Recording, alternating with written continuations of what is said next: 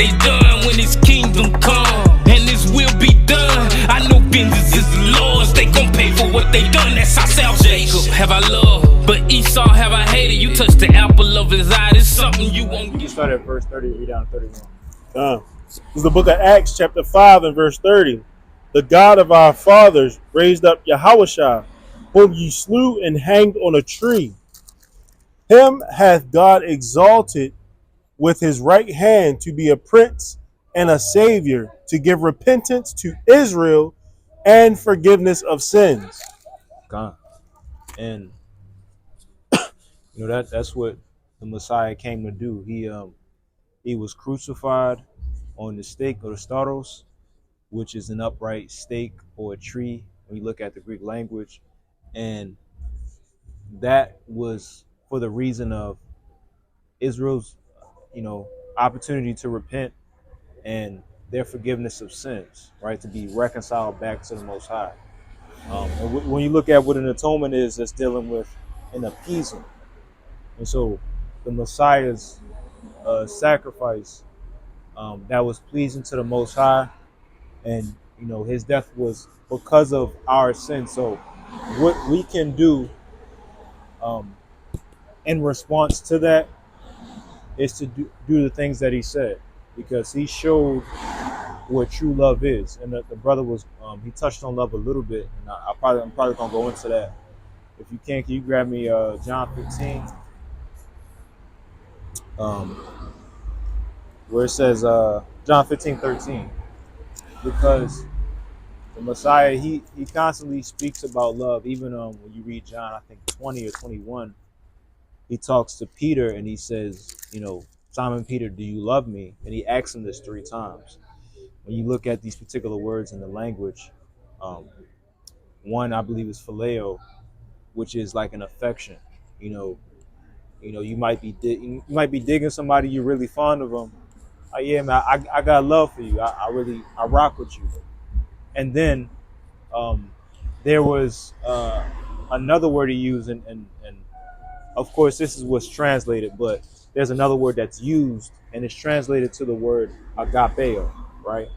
And that comes from the root word agape. And so he asks Simon Peter, no, do you love me? Right? And Simon Peter, he says, of course. He was grieved, but he said, of course. And then he said, feed my lambs, right? I'm sure we know the account, but if you can read 15 to 13. Done.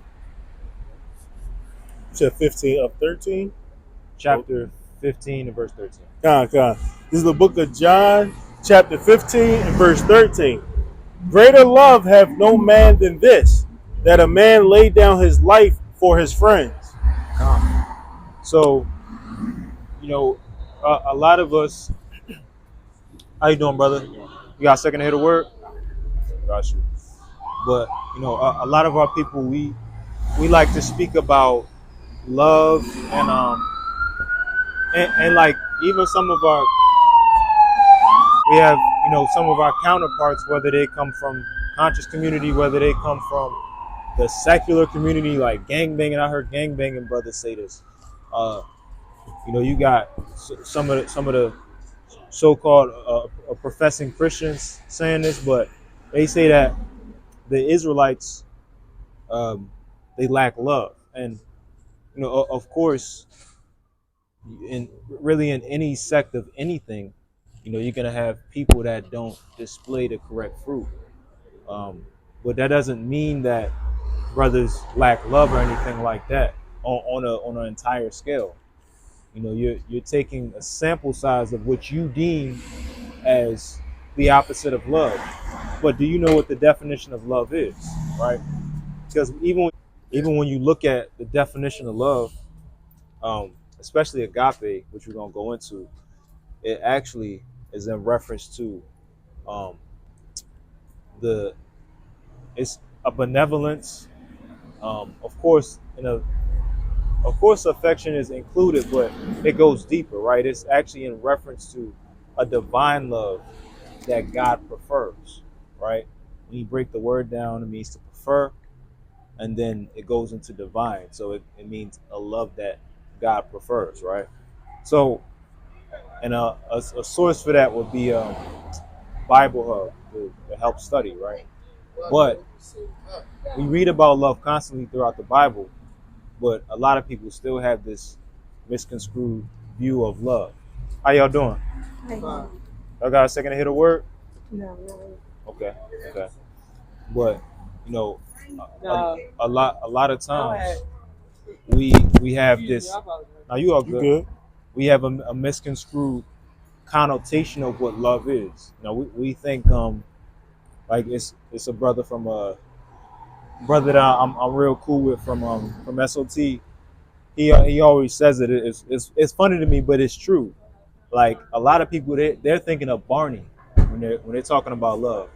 You know, he said, "I love you," like that. That's what a lot of people are thinking of, and I love like it's funny and it's simple, but it's true, because when people think of love, they juxtapose it from somebody opposing you, right? Right. If I'm opposing you, I'm not showing love, but that couldn't be further from the truth, because the Messiah called Peter Satan to his face, but no one would ever say that the Messiah didn't love Peter.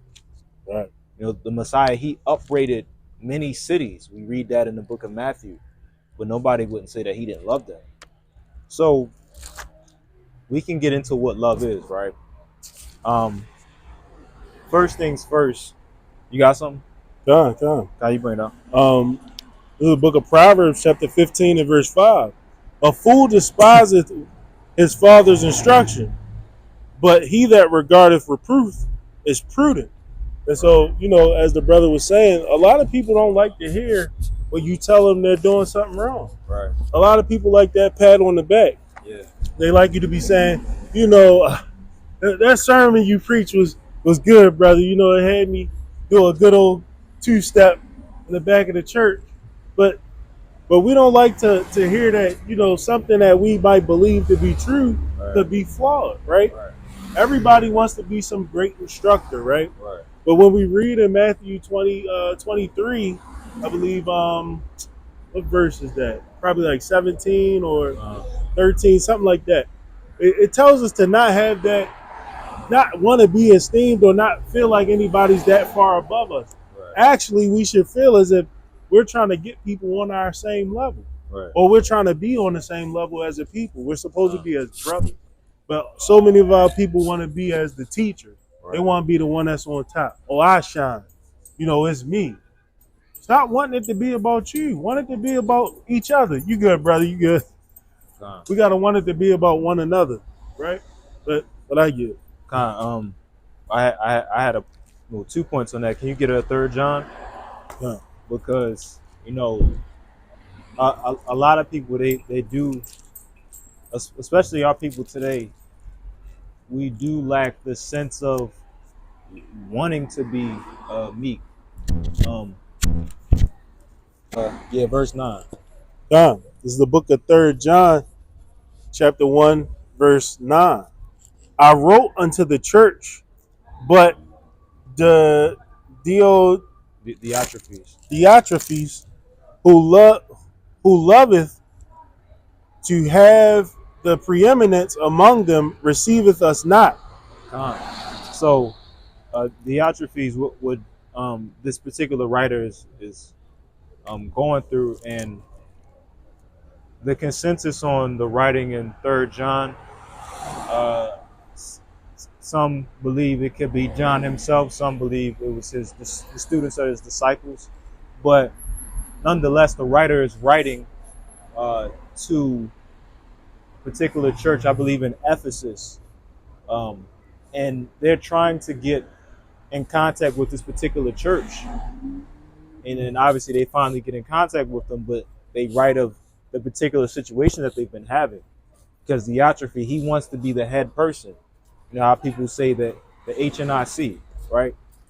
And when you look at that word preeminence, that's in reference to wanting to be superior. So Diotrephes, he wanted the rank. Like I'm sure we ran into that person that's like, well, I'll step up. I'll be the leader, and they're running to do so. But a lot of the great men that we've looked at in the scriptures, they haven't ran to just be the head dude in charge. Like even Moses, it he didn't seem to want to be the guy. He even wanted, or he asked the Most High to have a proverbial mouthpiece, right? And then you have Aaron introduced into the equation. But you even see the Apostle Paul, and a lot of people, they esteem him to be the greatest thing since sliced bread. And the Apostle Paul, his writings, beautiful, exhorting, edifying, etc. But even the Apostle Paul, he says that I'm the least of the apostles. You look at Paul's name in the Greek language, it means to be small. Like literally, he went from Saul to Paul. And Paul's name, I believe, is Paulos in the Greek language, and it means to be small. And we see that from his writings. He even said that when he wrote to the Corinthians, he wrote to them in timidity and in fear, right? Or he preached to them in timidity and fear, not in power or not in boldness, Salakia, right?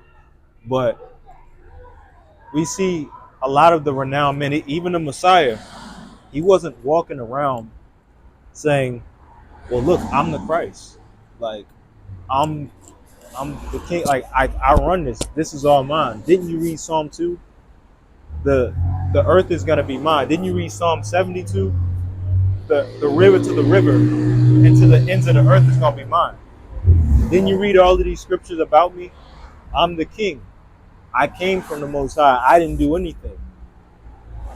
I don't need y'all. Like the Messiah, he could have walked around like that, right? But he didn't. Actually, the scriptures speak about, or I believe maybe in Philippians it speaks about how he humbled himself and was obedient unto death, right? It even says he lowered himself, right?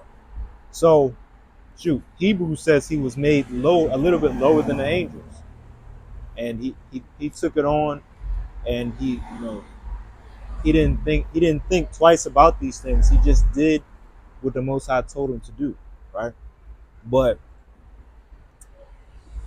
one more thing, because you made a point about how a lot of people, they like to they love to bask in like a quote unquote good message, something that made them dance, something that they like to hear, right? If you can you grab me Isaiah 30 and 10? And just to piggyback off that point you were making, speaking to the Messiah being obedient unto death, right? People act like he just had some word that nobody had heard, Right. but his death was already promised. Right. That was something that the prophets already had. And you said what chapter? Chapter 30 and verse 10. This was something they already knew, and this was something that they could reference. It wasn't something that had to be guessed out. Right. They more so were just like, can this possibly be the guy? Right. And that's why the scriptures say like he would be undesirable. Nobody wanted that. But this is the book of Isaiah, chapter 30 and verse 10, which say that the seed. Salakia, can you jump up to verse 9? This is Isaiah chapter 30 and verse 9. That this is a rebellious people, lying children that will not hear the law of Yahweh. And that's talking about Israel. That's our people today. We're definitely a rebellious people, and we don't want to hear the law. But you can read verse 10. Verse number 10, which say to the seers, see not, and to the prophets, prophesy unto us right things, speak unto us smooth things, prophesy deceits. Right. So a lot of our people, they want to hear smooth things. I was in a room recently, maybe 2 weeks ago, and a a particular sister, she had went through something, and you know she basically I'm not gonna go into it, but she revealed some information that she shouldn't have revealed, and the brothers that were dealing with her, you know, they spoke to her straight up, um, you know, and what ended up happening was she was quote unquote discouraged. So she comes in a particular clubhouse room and she tells her story, and the brother that's running this room says, listen, if you're not teaching that all nations get salvation, or that salvation is for everybody, then we don't want to hear you talk. What? And as soon as that brother said that, I said, hey man, he's saying basically speak unto us smooth things, prophesy unto us the seed. Because guess what? Salvation is not for everybody. Even our New Testament, so-called New Testament, tells us that. It says that the righteous shall, they'll scarcely be saved. So why are you saying? Because if we believe in the Bible, we understand that it speaks of a concept known as predestination and foreknowledge. So someone that was preordained to destruction, Romans 9, salvation is not for them. Even on that level, we just taking nations from out of the equation. We're not even talking about show me salvation for Ammon or anything like that. We're not even talking about that. But we're just going to what the book says. It says that the righteous shall scarcely be saved. So it's not going to be a huge number of people that are saved. This is preordained and foreknown by the Most High. This is a fact. This is what's going to happen. Now, for you to say that, no, it's for everybody, you disagree with the Bible. Plainly, right? You got a point? You can continue on. But yeah, I wanted to touch on that, but getting back to what I was going into earlier as far as love is concerned, right?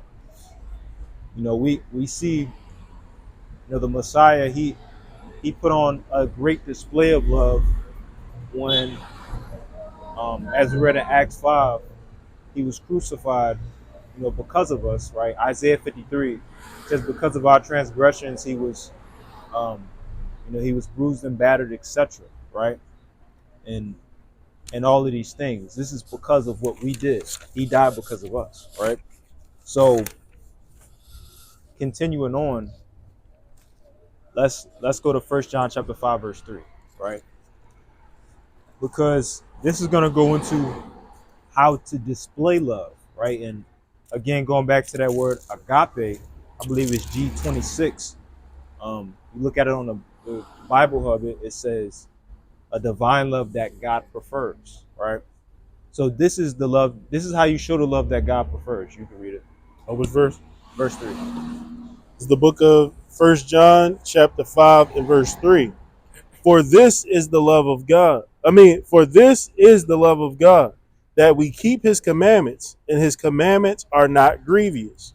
And when you read in the CEV, it says, this is how we show love to God, by keeping his commandments. That word for love is agape, which is the divine love. It doesn't get that's the greatest love that you could show, right? It's not like other types of loves, because like within the Greek language, it describes things in an abstract manner, right? So again, like people, they take on the thought of love as something that you just feel, but love is actually displayed, right? And it has attributes and characteristics when we see it manifested, right? One showing is keeping the commandments of the Most High, what he actually instructed,